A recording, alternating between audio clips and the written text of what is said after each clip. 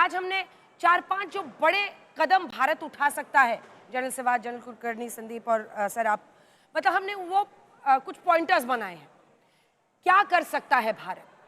तो 5 ऐसी परिस्थितियां, सिचुएशंस या फिर हमारा एंड पॉइंट, हमारा लक्ष्य मैं बताऊंगी जो देशवासियों के मन में है। सबसे पहले जो पहला है, इसमें बहुत सारी चीजें हैं, 5 हैं, इंतजार कीजिए, एक एक करके आएगा। सबसे पहले मोस्ट वांटेड आतंकी हाफिज सईद। देखिए हम बार बार कहते हैं ना जनरल सिवाच, हम बार बार ये बात कहते हैं ना कि हमें तो भाई हर हाल में हमें इस बार जड़ के लिए जाना है। बिल्कुल। हम बस लॉन्च पैड्स पे हमला, यहाँ हमला, वहाँ हमला नहीं, हमें उस तक पहुंचना है जो ये सब कुछ चला रहा है, कर रहा है। तो अगर ये जो मोस्ट वांटेड आतंकी है, ये देखिए मैंने उसका नाम भी अंडरलाइन कर दिया, इसको ये करना है। और हाल में ऐसा पता चला, पहले भी पता चला, आज तक भी पहुंचा कि लाहौर में ये एक रिहायशी इलाके में रह रहा है।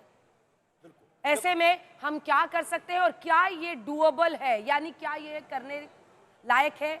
मोस्ट वांटेड आतंकी आधिकारिक तौर पर 46 साल की जेल से में ये सजा काट रहा है, लेकिन सार्वजनिक मंचों पर आता है। इसकी एक पॉलिटिकल पार्टी भी है, आजकल रोज रात में वो रैलियां निकाल रहे हैं जिसमें वो बड़े बड़े डीजे और स्पीकर्स पर इसी हाफिज सईद के पुराने भाषण चलाते हैं, जिसमें वो कह रहा है कि अगर पानी रोका तो खून बहेगा दरिया में। तो इसको टारगेट करना क्या पॉसिबल है? बिल्कुल है। देखो ये सच्चाई है अंजना, आपने ये बोला, ये जो हाफिज सईद हमारे लिए टारगेट नंबर 1 है, क्योंकि 2-3 बातें हैं। एक तो ये ठीक कहा आपने, लश्कर तोबा का चीफ है, उसके बाद जमात उल दावा जिसको ये चैरिटेबल ऑर्गेनाइजेशन बोलते हैं, वो ड्रग्स का काम करती है, वो पैसा कमाती है ISI के लिए।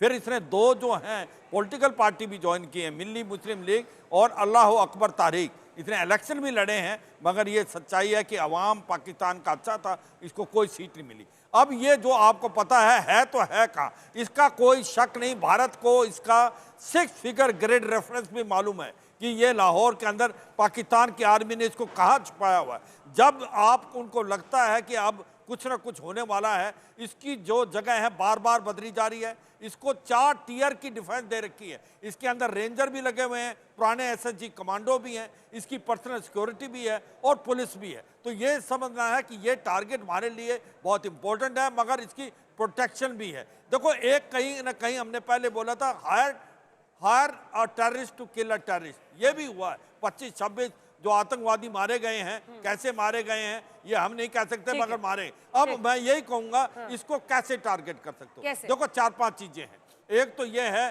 कि वहां पर आपके पास मिसाइलें हैं, आपके पास रफेल है जिसके अंदर स्कैल्प मिसाइल है, जिसकी रेंज 600 किलोमीटर तक है। रफाल की जद में तो पूरा पाकिस्तान आ सकता है, बिल्कुल आ सकता, वही मैं कर रहा हूँ। उसके बाद आपके पास मिसाइल है, बरमोज मिसाइल है। उसके बाद आपके पास वहां पर भी ऐसे आपके पास दस्ते हैं जो वहां जाके इसको खात्मा कर सकते हैं। पर मैं इसमें अंजना एक और ऐड करना चाहता हूं, जल्दी जल्दी थोड़ा छोटा मैं यही कहूंगा कि हमारा एम यही नहीं है। हाँ। हमारा एम इससे ऊपर है। हाँ। ये आतंकवादियों को पालता पोसता कौन है? हाँ। वो पाकिस्तान की आर्मी और ISI। अभी आएंगे सर, आएंगे बहुत सारे ऑप्शंस इसीलिए मैंने बनाए हुए हैं जल्दी से। लेकिन जनरल कुलकर्णी 3-3, 4-4 लाइन में, क्योंकि मैंने 5-6 ऐसे कॉम्बिनेशंस बनाए जो भारत के लोगों की एक सेंटिमेंट है इस वक्त। जनरल कुलकर्णी आपसे ये जानने समझने की कोशिश कि अगर लाहौर जैसे रिहायशी इलाके में रहता है, क्या होना चाहिए तरीका, कि मतलब हम कोई इन्फिल्ट्रेट करके जाकर वहां पे मारा जाए या टारगेटेड किलिंग हो, क्या कर सकते हैं और कर सकते हैं हम ये?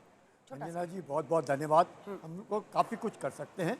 हाफिज सईद है, मसूद अजहर है, बाकी लोग हैं जिन्होंने हर वक्त आतंक कहीं फैलाया है भारत के अंदर।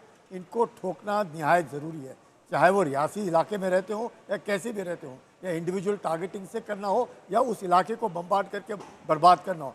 लेकिन जब तक ये इनका खात्मा नहीं होगा, ये जो आका हैं जो पाकिस्तान के अंदर हैं, चाहे इनके अलावा और भी हैं, उन सबको मारना निहायत ज़रूरी है। संदीप आपको लगता है ये मुमकिन है? आजकल ब्रह्मोस मिसाइल को लेकर बहुत चर्चा हो रही है, क्रूज मिसाइल है और अभी तक पाकिस्तान ने पूरा सिर लगा दिया, लेकिन अभी तक उसको डिटेक्शन का वो सिस्टम नहीं तैयार कर पाए हैं। उसको लेकर लोगों में बड़ा उत्साह है। धन्यवाद अंजना, मैं बिल्कुल सहमत हूँ इस बात से। अगर हम ब्रह्मोस मिसाइल्स यूज़ करते हैं, अगर हमें एक सर्जिकल स्ट्राइक करना हो, एयर स्ट्राइक करना हो, तो ब्रह्मोस मिसाइल से बढ़िया बेहतर कोई ऐसा वेपन नहीं है हमारे पास जिसके लिए पाकिस्तान का कोई जवाब नहीं है। उसको रोक नहीं सकते हैं। वो it flies at 3 times the speed of sound. Supersonic missile है, एक 250 किलो वॉरहेड है उसका, और बहुत ही प्रिसाइज मिसाइल है। उसकी जो CEP जो बोलते हैं, दी सर्कुलर एरर प्रोबेबल है, बहुत ही एक्यूरेट है। लेस देन 1 मीटर के एरिया में वो अटैक कर सकती है। It is something that it is जैसे एक सर्जन की जो स्कैल्पेल है, जो एक हाई प्रिसाइज सर्जिकल टूल है, उसी तरह से हम ब्रह्मोस मिसाइल यूज कर सकता है। ये हमारा है, हमारे पास हमने बनाया है, और हमने ये हमारा बनाया है ब्रह्मास्त्र है। ये ब्रह्मास्त्र 3780 किलोमीटर प्रति घंटे की रफ्तार, यानी जो स्पीड ऑफ साउंड है उसका 3 गुना। आप सोचिए, आवाज पहुंचने से भी 3 गुना ज्यादा स्पीड से वो वहां पर पहुंच सकता है। आपका क्या टेक है सर? बिल्कुल जी, क्यों नहीं कर सकते हैं। We can target anybody that we want, and हमें करना भी चाहिए। क्योंकि अगर जब तक हम जड़ से साफ नहीं करेंगे तब तक आगे कुछ मसला नहीं सॉल्व होने वाला है। क्योंकि इतने टाइम से हम लोग जो है सिर्फ अपना अच्छापन दिखाते आ रहे हैं और समझदारी दिखाते आ रहे हैं, मगर हमारे को जो है अब कुछ करना चाहिए इसके विषय में। मुझे लगता है कि जो आज राजनीतिक मेहमान है वो भी आज एतराज नहीं करेंगे।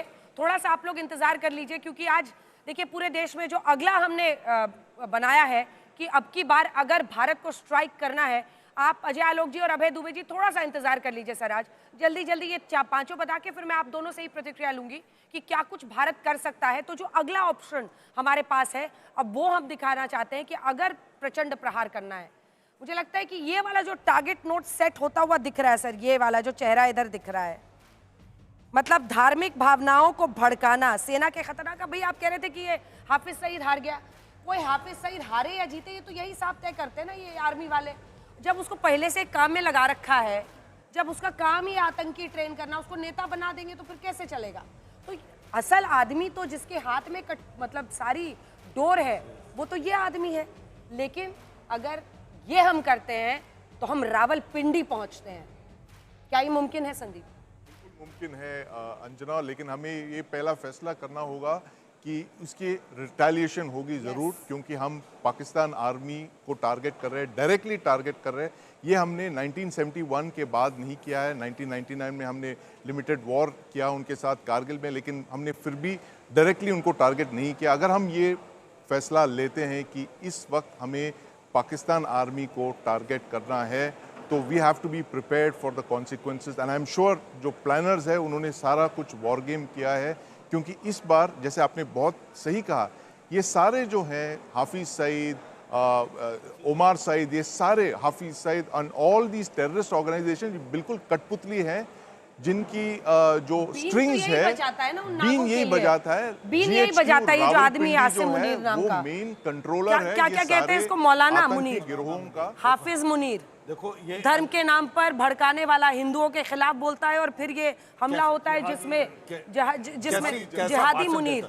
देखो कैसा भाषण देता है, मतलब कहता है all time low for any army officer, जितना जितना भी रोग कंट्री हो, all time low for any army officer. कोई आर्मी ऑफिसर इस तरह की बात कर ही नहीं सकता है। बिल्कुल। लेकिन ये मतलब धरातल से भी नीचे कहीं पहुंचने में इनको महारत है। मुझे लगता है जो बताया है ये एक सबसे बड़ा वाइबल टारगेट है, पर यह सच्चाई है कि आपको ये प्रिपेयर रहना पड़ेगा। अगर आप इसको एलिमिनेट करते हैं तो एस्केलेशन होगी। एस्केलेशन लैडर पे आपने ये ध्यान देना है कि अगर हम ये करते हैं तो पाकिस्तान क्या करेगा, उसके आगे क्या कार्रवाई होगी, उसको मद्देनजर रखते हुए एक वाइबल टारगेट है। पर एक चीज ध्यान रखनी, आसिम मुनीर आज मोस्ट अनपॉपुलर है।